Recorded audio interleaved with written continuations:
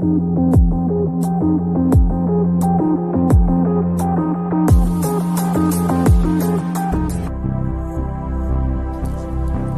to the paranormal and metaphysical world of Twilight Tonight.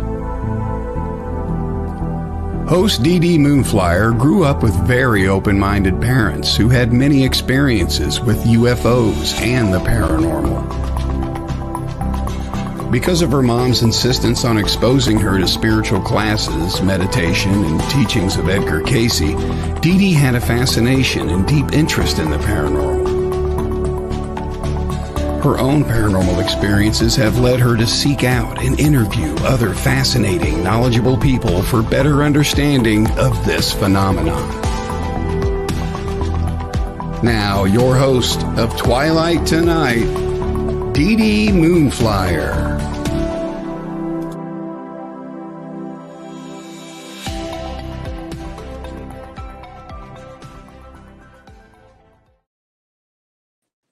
Happy Friday, everybody. Tonight, of course, I have, as usual, the most amazing guest. And tonight, it's fun. It is Daniel Benoit. He is a Bigfoot researcher, and he is the founder of ECBRO, which is the East Coast Bigfoot Research Organization. Welcome, Daniel.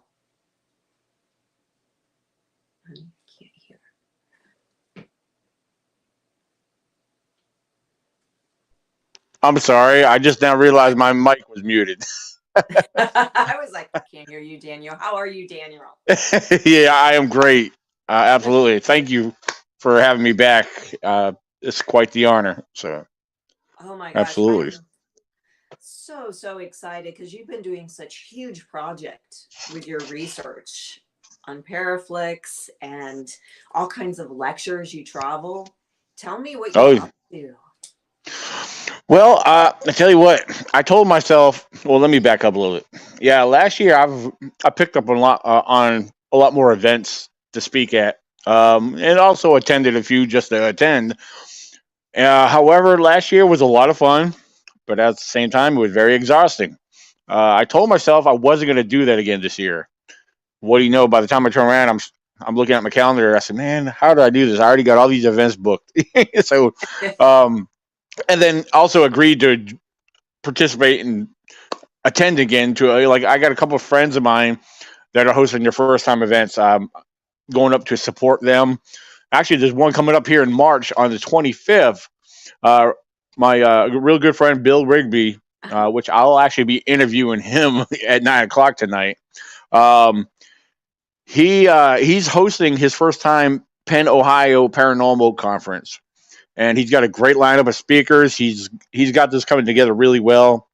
And I am actually going up there to support him and have fun. And also, it's my birthday that day. So yeah, a group of us are going to be getting together after the event with the speakers, of course, and go out and celebrate. And but that's just right now. There's a lot more. I mean, there's so much. I don't even know where to start or throw out there. But there is several events coming up this year that not too many, but enough as far as what I'll be speaking at. So, and I'm looking forward to it. Yeah, and there's a few other projects here and there along the way that I'm working on, things I've been wanting to do for a long time. I just recently upgraded. Well, I'm getting ahead of myself right now. One of the projects I'll throw out there is film documentaries. Now, I do a lot of field videos on my YouTube channel, which I have in the past. I'm starting to pick that back up.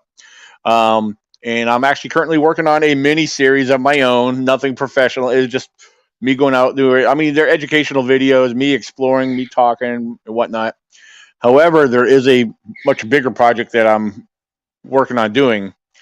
And that is actually like I said, my own, my very own independent film. It's more of a, it's going to be more of a documentary, but I want it to be unique, unlike a lot of these other ones.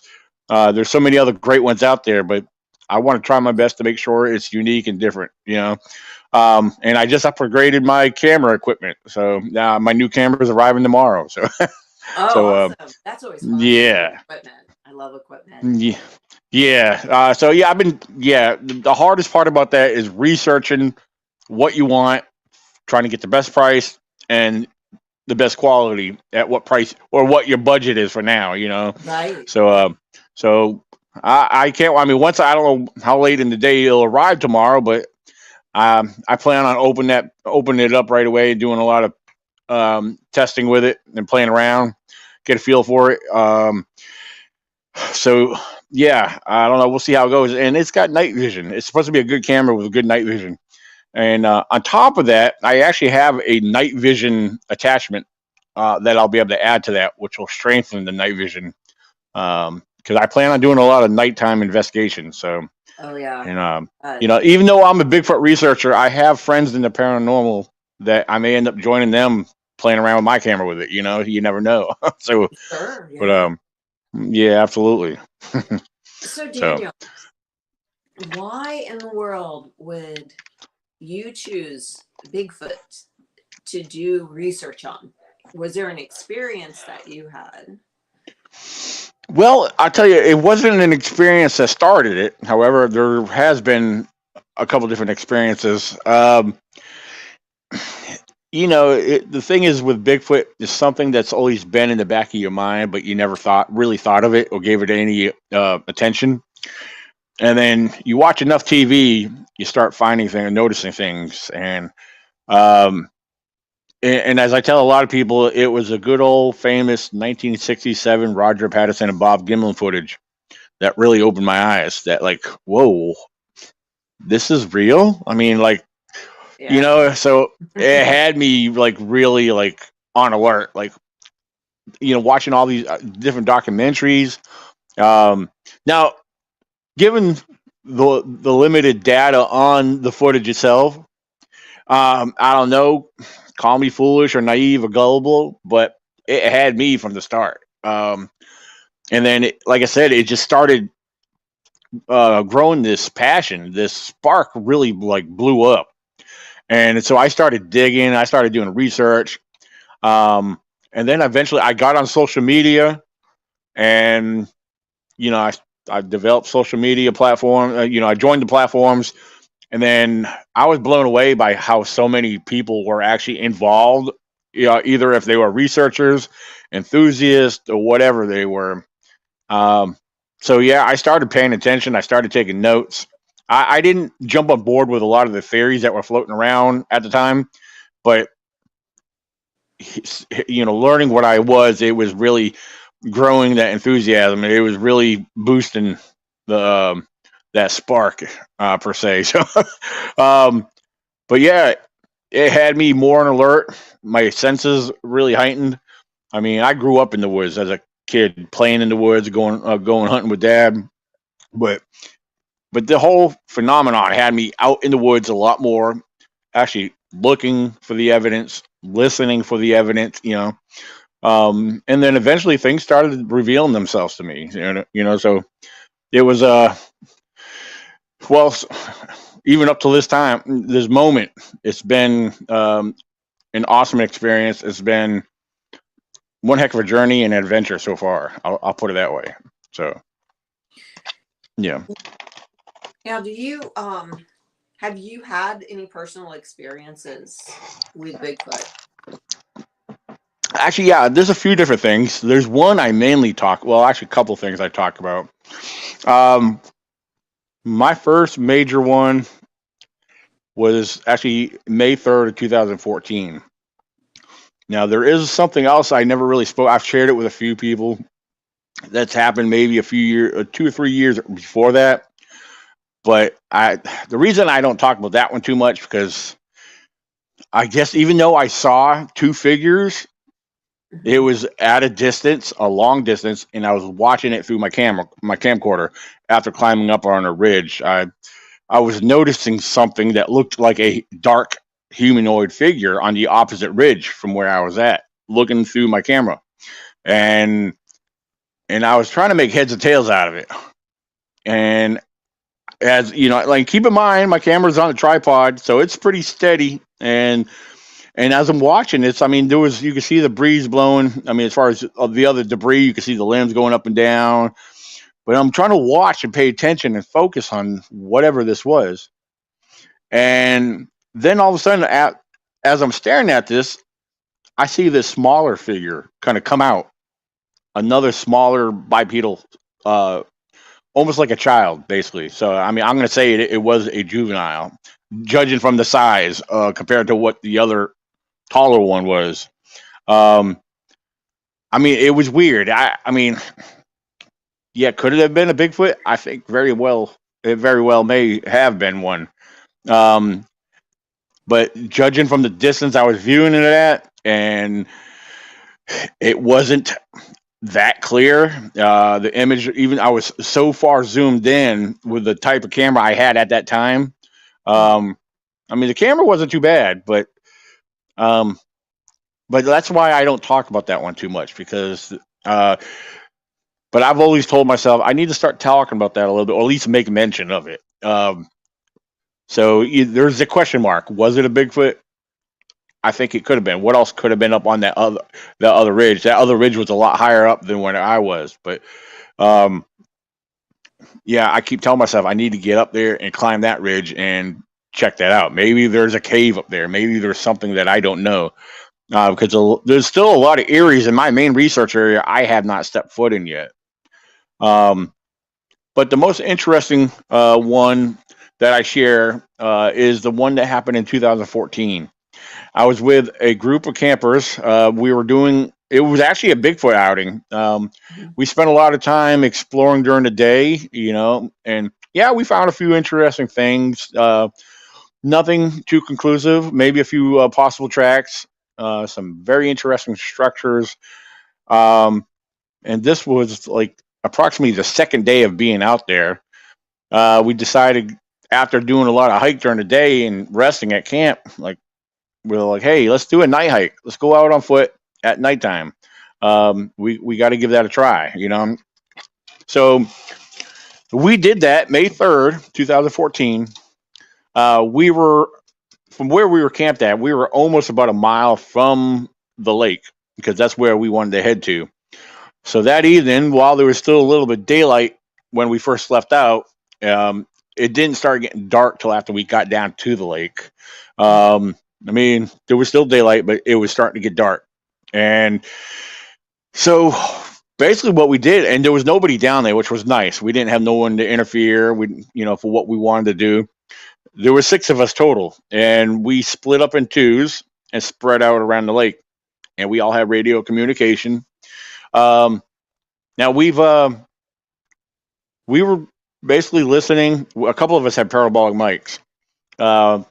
As the evening got a little later, we were hearing things. It could have been deer, could have been anything up on the ridge behind us. But through our parabolic mic, we were hearing what sounded like footfall. You could hear occasional limb snapping and whatnot. Now, one of the individuals that was with us, Kimmy and Darren, came down from Vermont to camp with us. Now, Kimmy, as I tell people, I like telling this part right here. Anyone that's familiar with Bobo from Finding Bigfoot, when he gives his vocalization, Kimmy, she's a small woman, but I tell you what, she got some lungs on her. But she basically does the female version of Bobo. And when we were spread around the lake, not much was really going on. I radioed down to Kimmy. I said, Kimmy, let's go ahead and give off a vocalization, and then we'll all listen right after that. We'll remain silent. And so she did.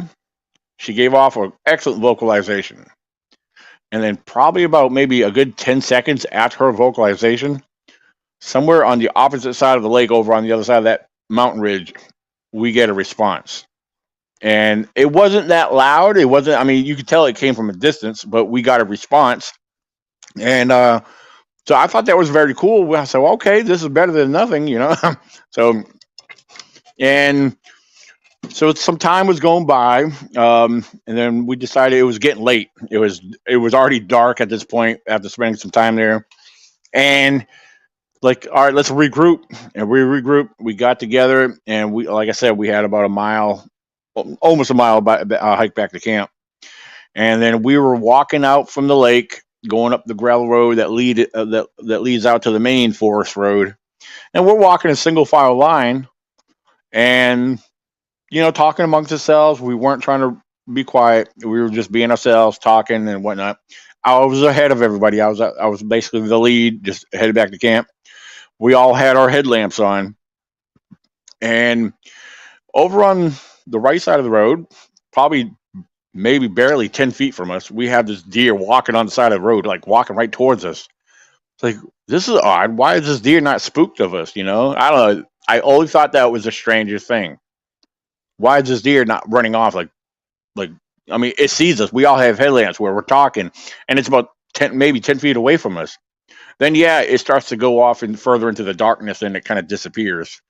And it's like, that was very odd. Like, Mm-hmm. I don't know. I don't know. I wish I could figure that out. But then it wasn't long after seeing that deer. As soon as we walked past where we saw the deer, on the opposite side of the road, right off the edge, something catches my attention. And for the record, as I tell people, I thought what I was seeing was a reflection on a tree of this little yellow plaque that in some areas you see this in the national forest, and all they really say is no vehicles beyond this point. And that's the first initial thought, because my headlamp's reflecting something.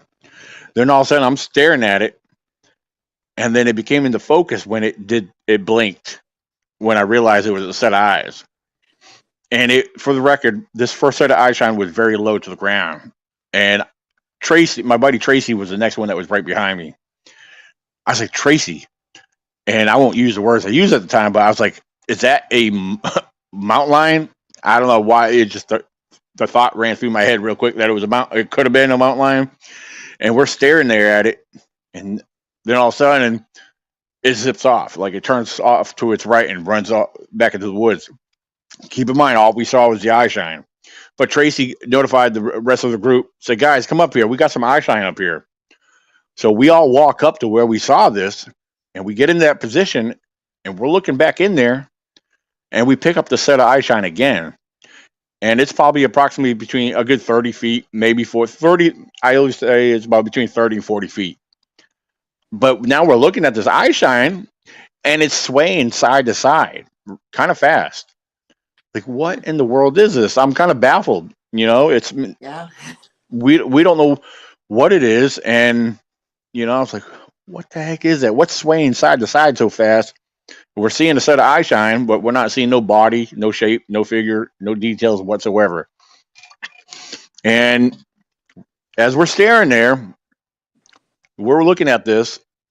Then keep in mind, even though from where we're standing, the ground slopes down several feet, then levels back out. So we're actually kind of looking down at this. But at the same time, you could tell whatever this was not tall at all. We estimated probably or maybe around 4 feet tall. That's if it was standing all the way up, but it's doing the swaying motion. But now to the right of that, another set of eye shine appears.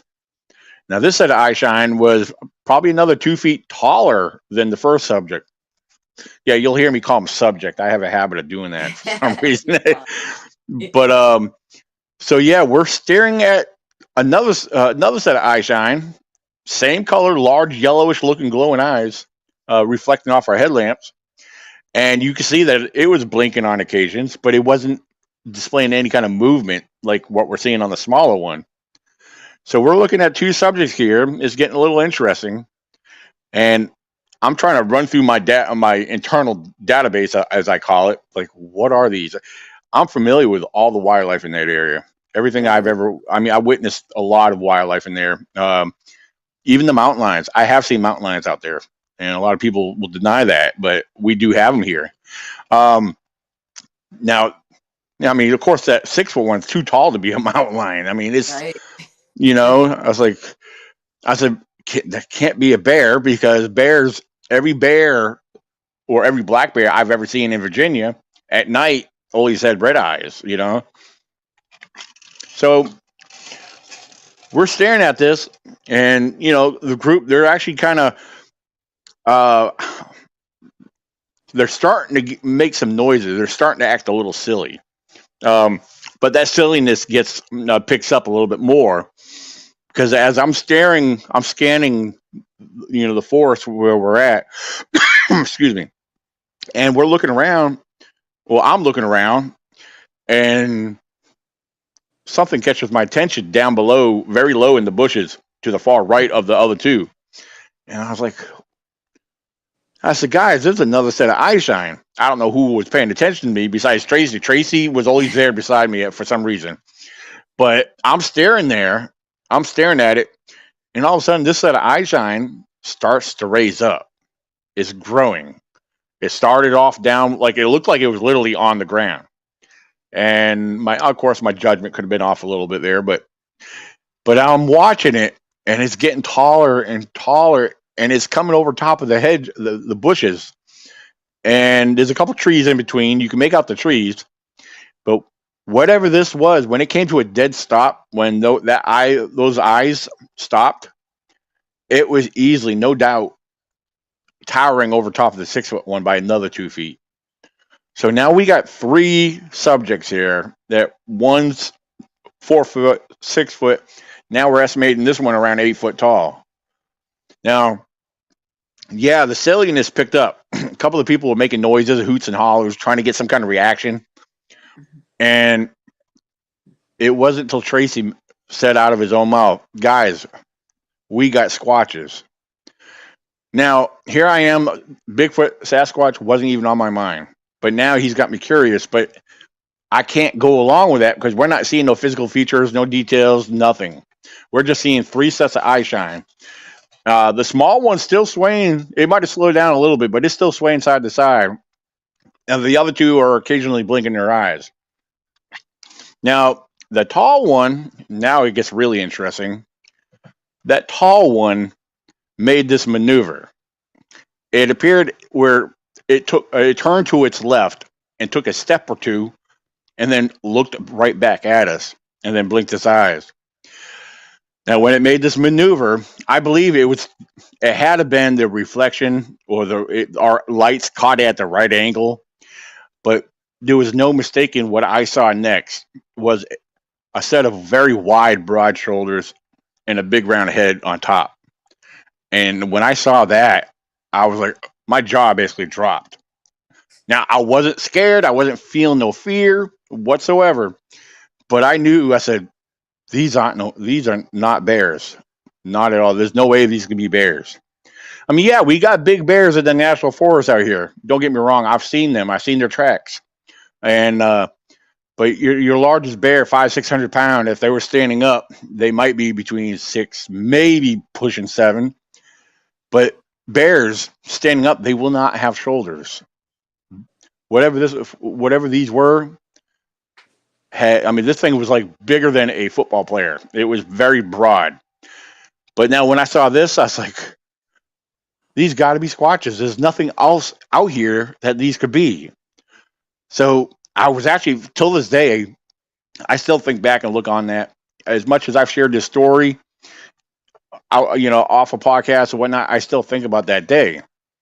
And I mean, I'm convinced that they were a possible family unit of squatches. Now, after some moment, they all appear to have turned off and went further into the darkness and disappeared. We stepped foot, we headed back to our campsite. Now, there's a disappointment behind this. I hate sharing this part, but it's the way it happened. But me and Tracy Arnold had backpacks during this whole hike and this whole situation. And when we got back to camp, we started talking about it again. And we were talking about, well, could it have been this? No, nothing else made sense to me. But in our backpacks, we both had night vision binoculars. Not once did we ever think about pulling them out to get a better observation. No. And yeah, I mean, I guess that's the way it goes. You're caught up in that moment. You're focused. You're alerted to this. I mean, you're just trying to see the best you can with your own eye, and your mind don't think about the equipment that you have that you could be using. But yeah, we went back the next day because one of the guys, I forget who it was, somebody had to leave because they were only able to spend a day or two out there. But before they left, they came out there. We did a height comparison. We got back into that very same spot. We had a couple of them stand at the road, and then a couple of us got down into the woods where we saw them at.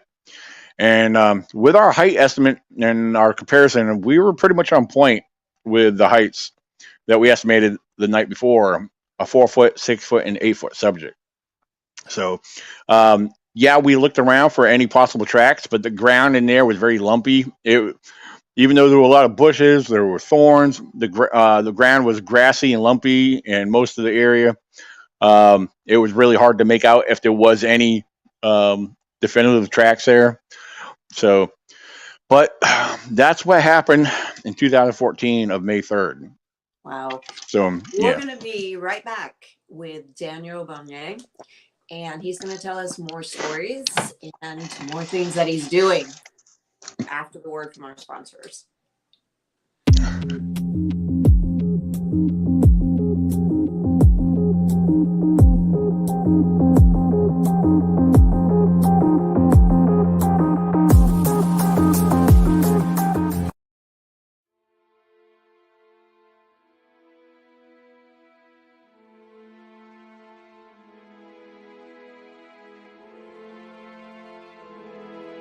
Heard a girl scream down here.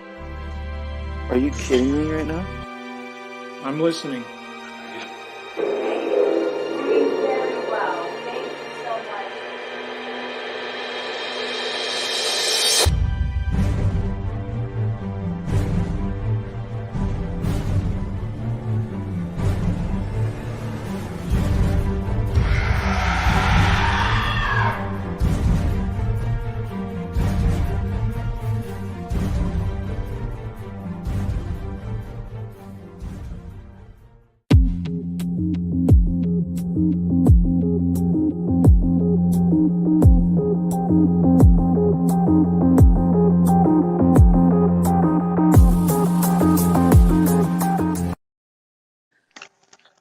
Hi, Daniel. Hey. Can you hear me okay? Oh, yeah, absolutely. Awesome. Yeah. Okay. Hey, I just want to throw out there, if you don't mind, real quick, that on showing the preview that you just did there, there is a latest film project that I'm involved with that's featured on Paraflix and Paranormal Plus. There is a new TV series called Hometown Haunts, and I was filmed for the first episode. Yeah, the Beast of Elkhorn Lake. So, That's awesome. and I was yeah, just and that. say that. Oh, okay. Yeah. It was filmed and produced by a paranormal team themselves. You're real good friends of mine, sponsors for my ECBO Virginia Bigfoot Conference. They actually live local, but maybe within 25 minutes, half hour, give or take. And yeah, these guys are awesome. They're actually working on their other episodes right now. But yeah, The Beasts of Elkhorn Lake is the first episode of Hometown Haunts. It's airing now. I mean, you can watch it now if you're on Paraflix. So yeah, definitely check that out. So, And Paraflix is awesome. They have all kinds of really cool stuff. right. I love Paraflix. So Daniel, with all these experiences that you've had, have you ever seen anything else that accompanied Bigfoot, like the orbs people talk about, the UFOs? You know, it's funny you asked that. I actually kind of get asked that a lot, and the thing is, when I'm out there, I'm actually trying to look for that kind of stuff now. I can't say I'm on board with it, but I am actually looking for it and hoping that I would see something like that. Because I hear from a lot of people that have experienced the orbs and glowing lights and whatnot, things that they can't explain. And I'm fascinated by learning of what people are seeing. I just want to be able to see it myself. So at this point, yeah, I'm unable to say that I have seen it. So maybe one day I might experience, so absolutely. I'm not going to dismiss any of that because, I mean, like I said, there's people are seeing things, you know, just like Bigfoot reports and Bigfoot stories, they date back hundreds and hundreds of years. But even till now, you got to take it with a grain of salt as well. But for what people share and say, but there's too much history behind all this. Too much. I mean, when it comes to reports, there's history behind all this. People have been seeing and experiencing the strange, unexplained phenomenon. So there's something going on. I can't say there's a connection. I don't know if there is or not, based off of physical evidence I've come across relating, or that what I contributed to Bigfoot as far as the tracks go. So, Right. yeah. And I find it really fascinating, around the world, they have reports, they have ancient drawings of Bigfoot. Oh, yeah. Yep. So this is not the only country it's in. Russia has a lot of sightings. Oh, yeah. Russia, different parts of Asia. Oh, yeah. Even South America. You don't hear about it much, but South America has their own legends. Then you got Australia. Oh, man. Yeah. Almost every corner or every part of the world. Yeah, you're right. And they all look different. I mean, they all have similar but different characteristics for the environment. Right.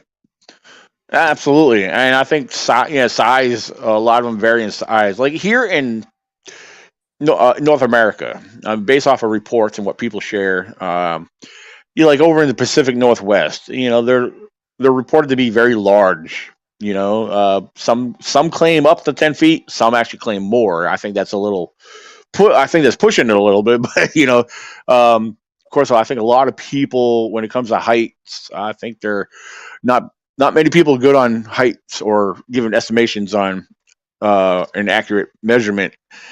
But I'm not saying everyone's like that, but I think a lot of people might be that way. However, judging from different locations and regions, like here on the East Coast, I mean, I think I can mainly speak for Virginia, based off of reports that I've learned about firsthand. 7 to 8 feet seems to be the average here. Between 7 to 8 feet. I mean, I've heard a lot of 6 foot size reports, but ranging from 7 to 8 feet, it seems an average of what I've received on reports. So, yeah. The ones in Florida in the hotter weather, do they tend to be smaller with the reports that you've heard? Well, as far as hearing stories, I can't say they would be smaller. I know a couple people that would actually be able to give you more accurate information. I mean, as far as the reports and stuff I've heard, were basically based out of Virginia alone. But as far as hearing different stories about that, I can't really make a statement on that. I don't know. I mean, it's hard to say. I can't really give nothing on that one there. Like I said, I know Mary DuPont from Florida. I know David Shealy. They can give you reports. David Shealy has actually had a sighting and filmed his sighting. Wow. That's actually, it's some old video footage, but it's out there. David Shealy. I've had the privilege of speaking with him. Pretty cool guy. So, but one of these days I'll get down there in Florida, do some exploring and research. That's one place I have not been yet. So, but that would be interesting. I know some people believe they also migrate. Do you believe that Bigfoot migrates from place to place? Or do you think they establish homes? Well, as far as migration, I personally believe that to a certain extent. I mean, I do a lot of comparisons with our known species of wildlife, like bears and deer and whatnot. I look at how they migrate and how they move during the seasons. Sometimes it depends on these certain areas. It depends on how harsh the winters are going to be. It puts the food level at a little bit more challenging. And if these prey animals got to move to live, to live and strive, I believe the predators are going to follow. I believe they have no choice. If they're feeding off the prey, they got to follow where the prey goes. And to me, that would only make sense. Then again, like areas like here in Virginia, we've had some good winters, but overall, we get a lot of mild winters on the most part compared to other states. Like even now, as far as black bears, a lot of people think bears hibernate, and that's not the case. I'm sure some of them do, some of them slumber or whatnot, but I've seen a lot of activity of bears over the years during all seasons, and I believe Bigfoot's the same way. I mean, but yeah, like I said, they're going to be where the food is. If the food's in that area, I'm sure they'll stay if they feel protected, of course, as well. Um, so yeah. Hey, Daniel, have you heard of any cases of Bigfoot being around people's homes and peeking in windows and being very curious?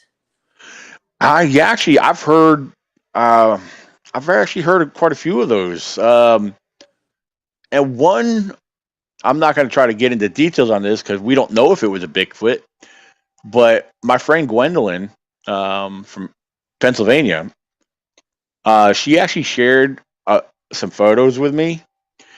First one was a set of red glowing eyes while she was inside of her house. Um, she had taken a picture of some eyes, and I was like, "What? That is weird." And I mean, yeah, you could clearly tell it was a set of eyes, but where were they? I don't know. It was very strange. But she said she took her sidearm and a flashlight and went outside and looked around the area and was looking around the bushes or looking around at the window where she saw it from. I don't know. She snapped a couple of pictures, and she didn't see it, but somebody she submitted the photos to says, "Zoom in and look at that window." And there was fingerprint smudges, like fingers, like touched muddy, dirty fingers went like that. And yeah, she didn't notice that. That would have been noticeable from the inside. She didn't see nothing like that till she had gone out and investigated. And again, she didn't even see that, but that was on her own property, right on her own house. So, but yeah, I've heard other stories. I can't think of any clearly right offhand, but I have heard those kind of things where people saw him peeking in windows. Sometimes some of them were from people that lived in trailers or campers. I've heard a couple camping stories too, but yeah, it does happen. I mean, because I believe they get curious. Bigfoot, I believe, is a very curious subject. If they're passing through an area, something might catch their attention. They might want to go scope it out and see what this is about. I mean, like, if they know, I mean, they know of us humans, us people. They want to see how are these people living? How do they build this structure that we call a house? Yeah. So, If they've had a taste of our food, they might want. Right? Yeah. Yeah. I mean, if they have experienced some of our foods, especially if you get a lot of people that might have gardens and whatnot, but shoot, you hear about different things, break-ins and damage to animal livestock cages, like chickens, for example. My friend Gwendolyn that I just spoke about, something took the wire mesh on her chicken coop and peeled it back. And yeah, she's got a couple trail cameras in two different positions looking in that area. So, yeah, I mean, a canine ain't gonna do that. As far as coyotes, no. Bears will push down and flatten it or mash it. But something literally peeled that wire mesh back. So on the frame of that chicken coop. So if I was her, I'd be living under my bed. Oh, I think it takes a lot. Yeah, it takes a lot to scare this girl. She's her and her friend Carrie. They've actually camped out in her backyard because they're actually into investigating and researching and stuff, and they actually find it very fascinating and exciting. So, I mean, I'm sure she could speak on it a lot better, a lot clearer than I can with more details. But I mean, you could hear it in their voice when they share this story. Because when they both talk about what they've experienced, there's some other details I can get into, but maybe it'd be best that she could explain it to you later as far as what they heard and what they experienced when they camped out back there. But I can honestly say, based off the information, yeah, she's definitely got activity and she's got something creeping around her property. Yeah. She's So much braver than I am. I would be. yeah, yeah. I like to joke. Yeah, I like to joke about it because her and her friend Carrie go out there while her husband sleeps in the house. So Oh, yeah, I don't he's not in. blame Yeah, I mean he's pointed stuff out that he's found around there, like odd things. Because I was actually up there a couple weeks ago. I went up there because she hosted a Bigfoot town hall meeting at one of the fire departments, and but yeah, they showed me around and we looked around, we investigated, and yeah, while I mean I didn't experience nothing or hear nothing, but looking around on the property off the edges there, close to the tree line and stuff, I found or pointed out a couple track impressions that looked very interesting.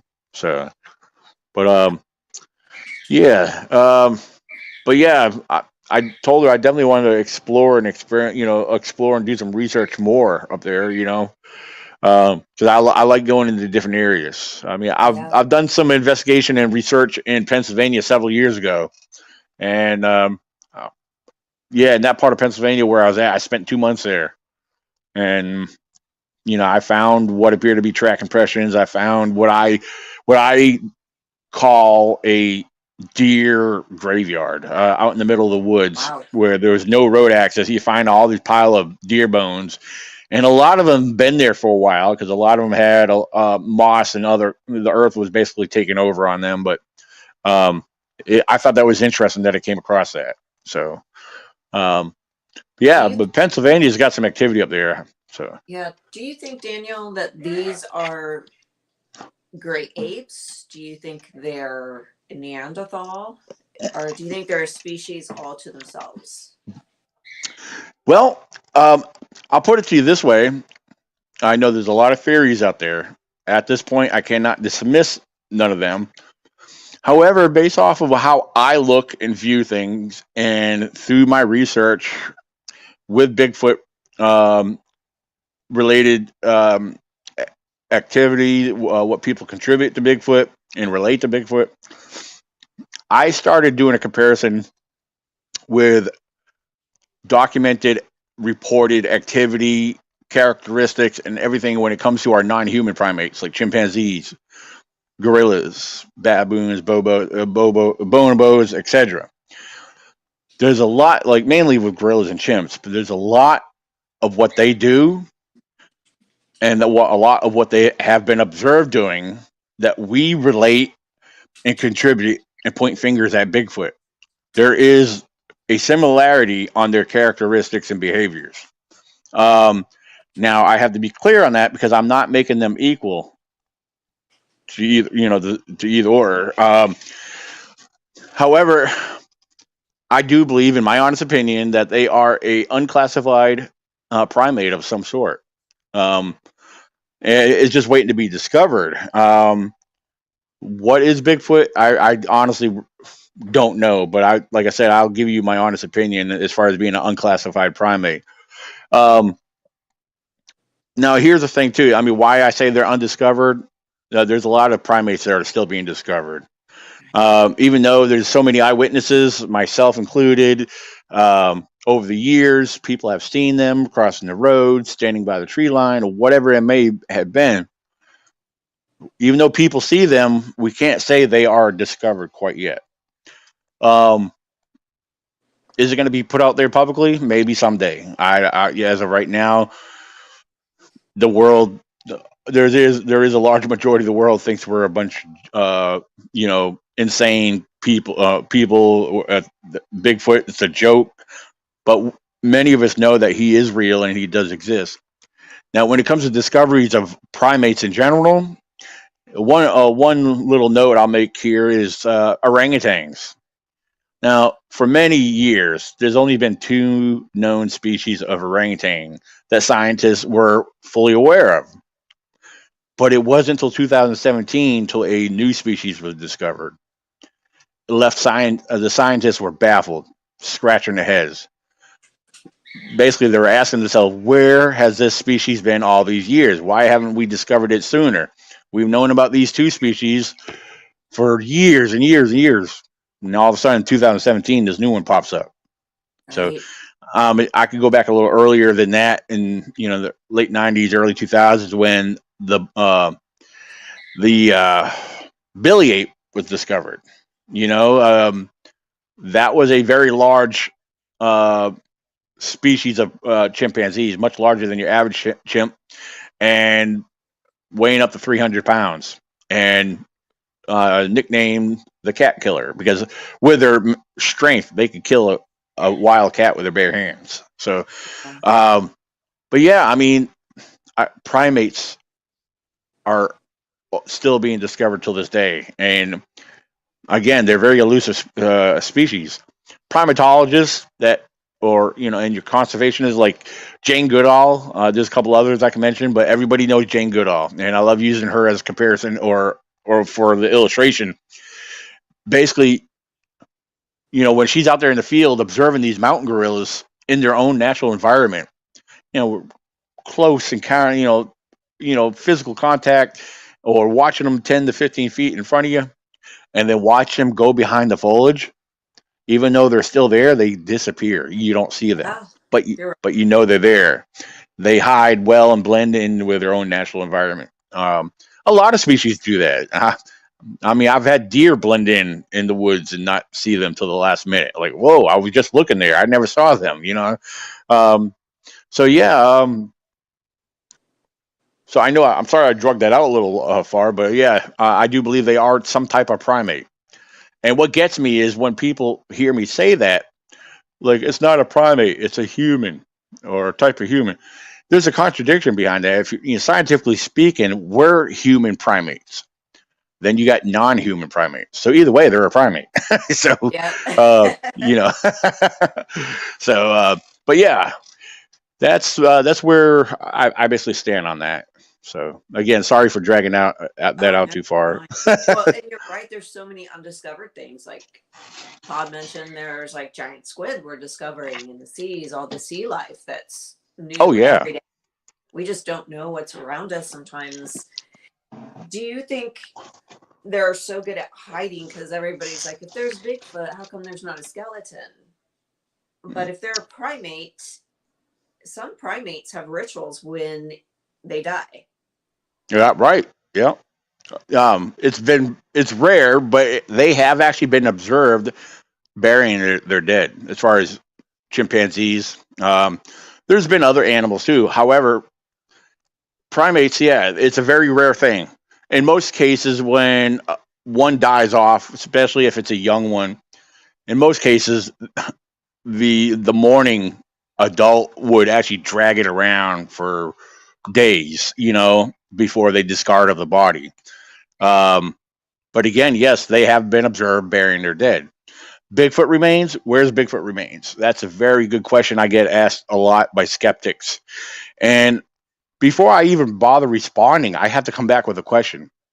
Well, look, we know mountain lions exist. We know bears exist.